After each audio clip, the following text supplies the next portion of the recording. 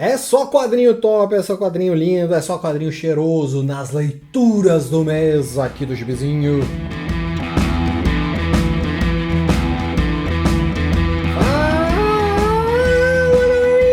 Eu sou Adriel Giovanella, sejam bem-vindos ao Gibizinho, hoje com as leituras do mês. Muito quadrinho bom, quadrinho legal, quadrinho que você pode pular também e quadrinhos que são topzera da balada. Estamos aqui hoje trazendo grandes quadrinhos, principalmente alguns quadrinhos que já foram falados aqui na sessão de desapego. Tá ligado na sessão de desapego? É o mais novo quadro aqui do Gibizinho, que é uma coqueluche, né? É uma doença.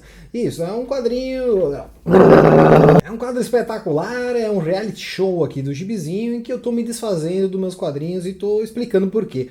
Então um dos quadrinhos que eu botei à venda e agora eu trago aqui ele, que eu não tinha lido ainda, eu vou começar com Viúva Negra, do Mark Waid. Sim, um quadrinho escrito pelo Mark Waid com arte do Chris Samney. São dois encadernados. Os dois já foram vendidos, mas adivinha, eles estão à venda de novo. Por quê? Porque eu tenho extra, né? Então o que é esse quadrinho aqui?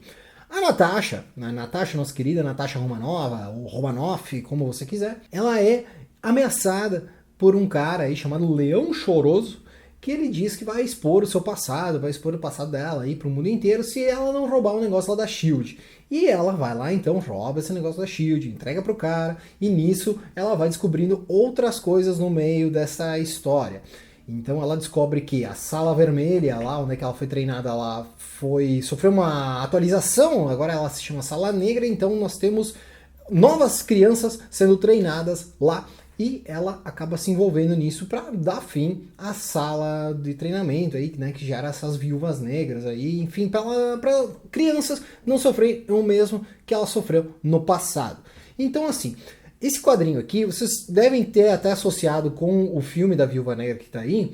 Então, esse quadrinho, ele deveria ter sido adaptado para o cinema, seria bem melhor do que aquilo que foi adaptado para o cinema no filme da Viúva Negra. Explico, aqui o quadrinho ele tem um roteiro melhor desenvolvido, apesar de ter algumas coisinhas assim que não é tão interessante, mas assim, ele é melhor desenvolvido do que o filme. A história ela é melhor do que a do filme, o plot, as motivações, aquilo que faz a história andar, tudo é melhor do que o filme. Então esse quadrinho aqui ele é muito bom quanto a isso, tá? Uma coisa que é bem legal desse quadrinho aqui é a arte do Chris Samney. Tanto que ele está sendo creditado como roteirista porque tem muita coisa que é dele, assim, é a arte dele, não tem balão, é só ele mostrando ação frenética, cara. É um espetáculo em matéria de arte, né? Eu sempre falo quando que tem algum artista que faz uma arte sequencial espetacular, eu venho aqui e cito isso porque é um ponto bem relevante no quadrinho, quando que tem isso. E aqui o Chris Samney faz muito bem, toda a cena de ação é muito bem retratada, o cara dá uma aula. Cara, é um quadrinho bacana, gostei. Não é um espetáculo maravilhoso assim, mas é provavelmente um dos melhores quadrinhos que eu já li da Viúva Negra. Então é muito bom, recomendo para você que não leu, vá atrás da Viúva Negra do Mark Waid e Chris Samney. Outro quadrinho que passou na sessão de desapego é Batman, Cidade Castigada, escrita pelo Brian Azzarello com arte do Eduardo Risso. O Batman ele está investigando a morte de uma garota e tudo leva a crer que o culpado é um tal de Angel Lupo, um criminosinho, né, que sumiu nesse meio tempo aí. Então o Batman vai investigar isso e no meio da investigação acaba acontecendo um assassinato de os pais de um garoto que está ali. Então o Batman lembra do seu passado, porque essa criança também viu os pais sendo mortos durante esse caso aqui, né? Enfim, essa história, ela é meio enrolona, tá? Ela parece que demora para andar, assim, eu achei a narrativa bem truncada enquanto a isso. A cada pouco o Batman faz as mesmas coisas, que no caso é ir lá e bater no Croc, lá no crocodilo. Ele vai lá e bate nele, simplesmente porque ele precisa bater em alguém. Então ele tirou o Croc para isso. Aparecem outros diversos vilões, tá? Por exemplo, Pinguim, Scarface, Coringa. Tem uma dupla que eu nunca tinha visto antes, que é Hiroshima e Nagasaki, que também aparece aí. Enfim, tem vários vilões que vão aparecendo durante a história, né? É uma história assim que parece que ela é enrolada, não vai. Cara, não é uma história muito longa, mas parece que é difícil dela andar, né? Então, ouvi já gente falando que o Brian Azzarello tem esse tipo de problema, e é a primeira vez que eu encontro esse tipo de problema numa história, né? Então, eu achei ela meio chata, assim, pra mim é passável, tá? A arte do Eduardo Risso é boa, mas é a única coisa boa dessa história. Eu achei o roteiro bem enrolão, então não recomendo, e esse quadrinho tá à venda. Caso você queira arriscar, então compre no Sebo do Gil. Justiceiro Max, 6 horas para matar, do Duane Schwarzinski e Michael Lacombe. O Frank Castle, ele está ali fazendo seus casos ali e tal, matando os caras ali, paraná, e daí alguém vai lá e consegue sequestrar ele. Sequestram ele, injetam um negócio nele e diz assim, né? Ah, então Frank, você tem 6 horas de vida. Se você quer a cura aqui, que é o antídoto para esse veneno, você tem que voltar aqui e matar, né? Matar algum cara ali que a gente tá dizendo aqui para você matar e voltar aqui antes dessas 6 horas. Daí a gente dá o antídoto. O Frank meio que não acredita, então ele sai por aí aproveitando as 6 horas de vida para passar tudo que é bandido que tinha pela frente. Então ele vai fazendo ali seus crimes e tal, e em paralelo a isso mostra quem que foi que pegou ele aí e tal, né? Mostra um pouco das motivações dos inimigos dele aí, quem que é o cara que é para ser morto e quem que é os caras que sequestraram o Frank e botaram esse veneno nele. É um quadrinho legal, tá? Pra mim é um quadrinho bacana, apesar de ser o mais fraco do Justiceiro Max que eu li até agora. Como se vocês acompanham aqui, né? Eu li então a fase do Garfênis e agora estou lendo esses que vêm na sequência. Esse aqui é o mais fraco, mas ainda é bacana, tá? É um quadrinho que mostra o Justiceiro fazendo o que ele faz, que é matar bandido, e não tem nada muito além disso. Então é uma história bacana porque mostra o Justiceiro fazendo aquilo que ele faz, não é ruim quanto a isso, né? Mas também não é nada extremamente relevante. Dylan Dog 18, Programa de Reeducação, de Giuseppe Denardo e Piero Dallagnol. Nós temos aqui um caso que um serial killer que foi preso pelo Dylan lá na época que o Dylan ainda era um investigador da Scotland Yard. Esse cara estava preso e ele foi libertado, foi solto. Por quê?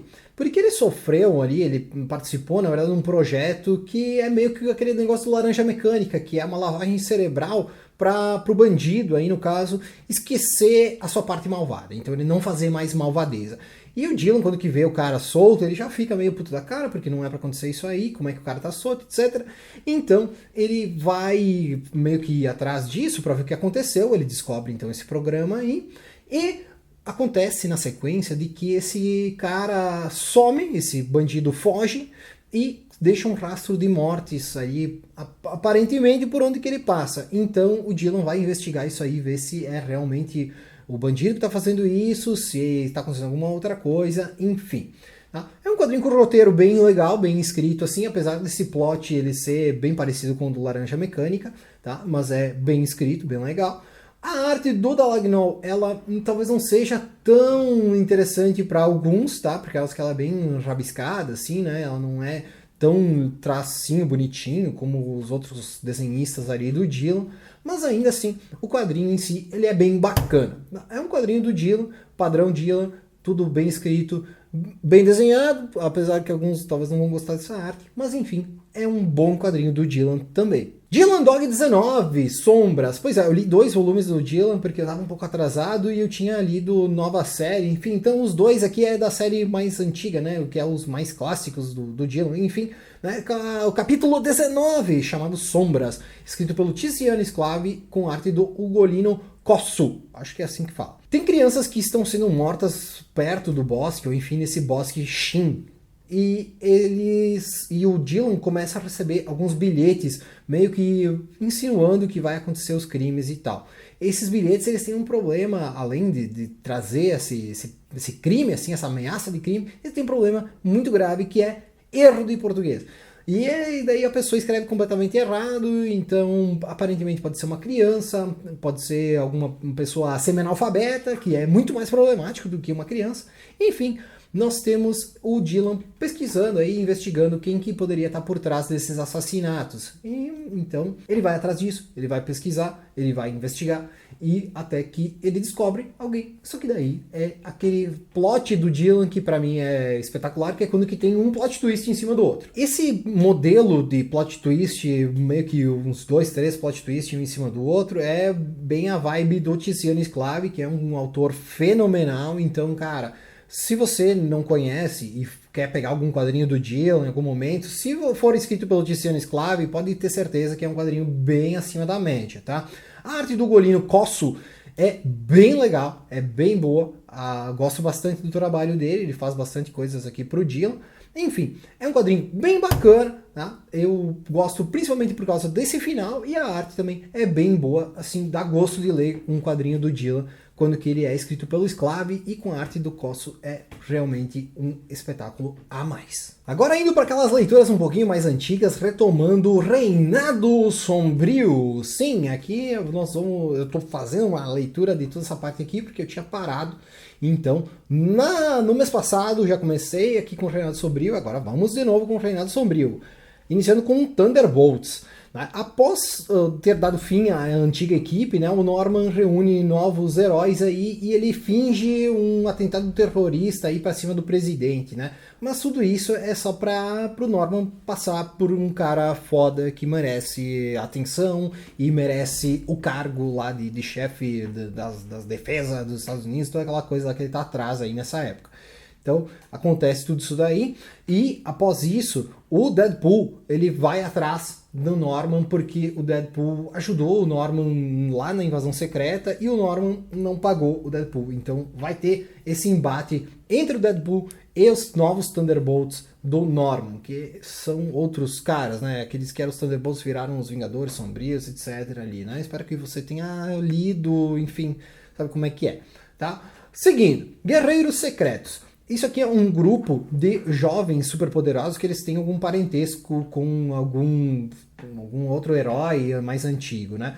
Esse grupo aqui ele é formado pelo Nick Fury e eles vão, então, combater a Hydra, basicamente, né? Mas eles não podem se expor muito, justamente para não chamar a atenção do Osborn. Um detalhe bem importante aqui desses Guerreiros Secretos é que Agents of S.H.I.E.L.D. chupou muito daquilo que foi lá para a série, chupou disso aqui. Tá? Dessa série aqui de Guerreiros Secretos dos quadrinhos. Então, caso você tenha visto a série, então se quer ver onde é que tá o original, tem muita coisa que tá em Guerreiros Secretos. E caso você leu isso aqui anteriormente e não viu a série, recomendo que assista a série porque tem essa parte principalmente da Hydra fazendo algumas coisinhas aí meio obscuras, e daí esses caras aí tendo que resolver, né, com o Nick Fury na liderança. Então isso aqui é um negócio bem interessante. É escrito pelo Hickman, né? Justiceiro, né? O Frank Castle, ele tenta matar o Osborn porque, né, obviamente, ele tem que matar o Norman Osborn porque ele virou o líder da porra toda e não pode, né? Então o Justiceiro vai atrás do Norman, só que daí o Norman manda o Sentinela atrás do Justiceiro e o Capuz. Claro, tem muito roteirismo aqui dentro, né, para o Justiceiro sair vivo de um combate com o Sentinela, mas enfim, é um quadrinho bem interessante apesar disso. Daí aqui no meio nós temos uma coisa que é meio problemático, é os Vingadores do Dan Slott. O que acontece é que o Hank Pym, ele adota a alcunha de Vespa após a Janet morrer, e ele forma seus próprios Vingadores, aí forma seu próprio grupo de Vingadores.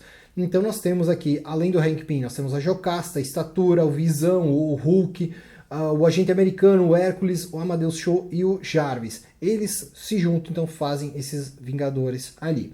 Eles vão lutar contra o Kton, que é um demônio que se apoderou do corpo do Mercúrio. Depois aí então o Mercúrio entra na equipe e o Hulk sai, porque o Hulk nunca participa efetivamente de Vingadores. Eu acho que é uma coisa meio absurda ele participar, mas enfim, ele entrou, saiu. Daí nós descobrimos que a Feiticeira Escarlate que está na equipe não é a Feiticeira Escarlate, na verdade é o Loki. Enfim, é uma bobeira, uma loucura, uma chatice. É os Vingadores do Dan Slott, uma bosta. Thor, aqui eu tô no meio do run do Michael Straczynski, então caso você não saiba do que se trata, aqui eu tô praticamente no meio, aqui, na verdade não no meio, né? Saiu os primeiros 2 arcos, e daí entra aqui no meio de Reinado Sombrio. O que está acontecendo, na verdade, é que Depois de voltar à vida, o Thor, ele ressuscitou todos os seus amiguinhos lá de Asgard. Só que faltou a Lady Sif. Então ele tá meio que atrás da Lady Sif. Mas ele tá demorando muito pra achar ela. No meio disso aí, ressuscita, né? O Loki ressuscita o Bor, que é um deus um pouco mais antigo. E ele fica loucaço quando que ele é ressuscitado e o Thor vai tentar meio que parar o cara porque ele tá destruindo Nova York. Só que no meio dessa treta, o Thor acaba matando o Bor. Acontecer isso, o Balder, que é meio que o líder ali, o regente de Asgard, ele manda o Thor pra longe, ele diz pro Thor se exilar. Então o Thor sai fora, junto com ele acaba saindo lá os amigos, lá os guerreiros, o Volstagg, o Fandral, aquela galera ali, o Ogum, enfim, né, aquela galerinha ali dele, e nesse meio tempo aí eles acabam encontrando a Sif. Enquanto isso, em Asgard, o Balder é meio que poluído pelas ideias do Loki e leva Asgard, porque Asgard tava meio que uma rocha ali por cima da cidade, e ele leva Asgard lá pra Latvéria, né? Um plano do Dr. Destino, né? Nessa época também, como vocês devem conhecer, tinha a Cabala. A Cabala era um grupo de super vilões, tipo os Illuminati, só que versão do mal. Então o Loki e o Dr. Destino, eles eram meio parceirinhos aí nessa época, e então a Asgard vai lá pra Latvéria, justamente para ficar perto do Dr. Destino, que quer matar os Asgardianos. Então ele tá estudando os Asgardianos, ele pegou alguns aí para descobrir como é que mata, né, deuses, como é que vai matar um deus.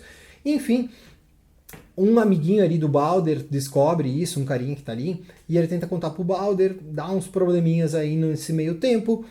Inclusive, o Dr. Destino manda Destinobos para matar o Donald Blake, que nessa época o Thor ele tem aquela pira do Donald Blake, bater no chão para virar o Thor e tal.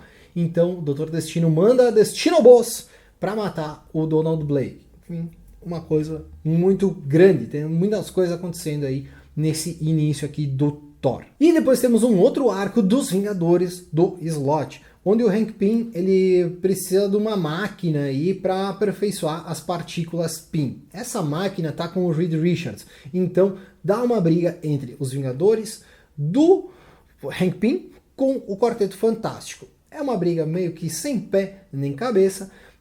No fim das contas, a máquina, essa que era do Hank Pym, acaba se fundindo com a Jocasta. Cara, meu, assim, ó, eu tô lendo porque tá ali no meio, mas assim, se você puder, fuja de Vingadores do Dan Slott. O resto aqui dentro até é interessante, tudo é interessante, mais pra cima do que pra baixo, tá? Inclusive o Thor, né? O Thor, eu não sou dos mais fãs dessa fase aqui, mas não é ruim, né? Eu acho que tem coisas melhores pra se ler do Thor. Mas enfim, dentro do Reinado Sombrio, essa parte também é legal. Realmente, desses aqui que eu citei, só o Dan Slott que tá fazendo cagada nessa época. Vamos agora para a Liga da Justiça Internacional, 16 a 19, né? A Liga está confrontando o Lorde Mangá, é um cara que veio aqui para a Terra para fazer comércio, e o pessoal não quer fazer comércio com ele, então dá uma briguinha aí e o Lorde Mangá vai embora. Só que o problema é que quando ele vai embora, ele acaba levando junto o Senhor Milagre. E daí a Barda fica puta da cara e ela resolve que tem que ir atrás dele aí, reúne ali a Liga, uma parte dela, porque outra parte da Liga está em Balia, acho que é esse o nome, Bialya, errei por 2. Então nessa cidade de Bialya aí, nesse país, que aparentemente é um país do Oriente Médio, eles têm lá um cara super poderoso lá, que até apareceu anteriormente, mas não me recordo o nome dele, azar, mas é um cara que tem um poder nuclear aí, poder atômico, etc. Então dá uma briguinha lá com o Capitão Átomo ali no meio. Além disso, nós temos o Esquadrão Suicida, onde a Amanda Waller, ela recebe meio que uma chamada de atenção aí, porque ela precisa ajudar na campanha de reeleição de um tal senador aí. E ela fica meio ressabiada, ela não quer fazer isso, mas eles estão ameaçando expor o Esquadrão Suicida aí, né? Na verdade, um grupo de super vilões, né? Na época era escondido, ninguém sabia da existência dele. Então, ela vai ter que ajudar meio que a contragosto. Em paralelo a isso, nós temos a Sombra da Noite vivendo aí, tendo que resolver coisas do seu passado. Então, nós vemos uma parte do Esquadrão Suicida que não é o padrão. Ela está acontecendo aqui histórias de cunho demoníaco e tal, lutar no inferno, essas coisas aí. que não é bem a pegada do Esquadrão. Mas enfim, aqui dentro tudo é bem legal, tudo é bem bacana dentro da Liga Internacional. E agora indo para os quadrinhos que já foram lidos aqui esse mês, começando com o Elric volume 1, O Trono de Rubi, onde a gente conhece o Elric, um quadrinho espetacular, um quadrinho desbunde, e também o Elric volume 2, onde que a gente vê ele atuando mais sozinho lá longe do seu governo ali, do seu império, etc, né? Os dois são um desbunde, é um quadrinho espetacular. Tem o link aí no card para você que não viu o vídeo. Top 10 do Alan Moore com o Jenny Ha e o Zender Cannon. A cidade de Neópolis está cheia de seres super poderosos e então tem uma polícia muito peculiar para cuidar dos casos desta cidade. É um quadrinho bacana que também tem vídeo aqui no canal. Joey Golem, o detetive do oculto, de Mike Mignola, Christopher Golden e Patrick Reynolds. Junta um universo fantástico meio que estilo do Hellboy com aquela pegada de criminal, aquela pegada mais noir. É um quadrinho que é bem legal, bem bacana, que também tem vídeo aqui no canal. Rei das Trevas, a saga de Donny Cates com Ryan Stegman, onde que a gente vê aí o desfecho da fase do Donny Cates, que muita gente diz que é o Venom do Donny Cates é melhor do que o Watchmen.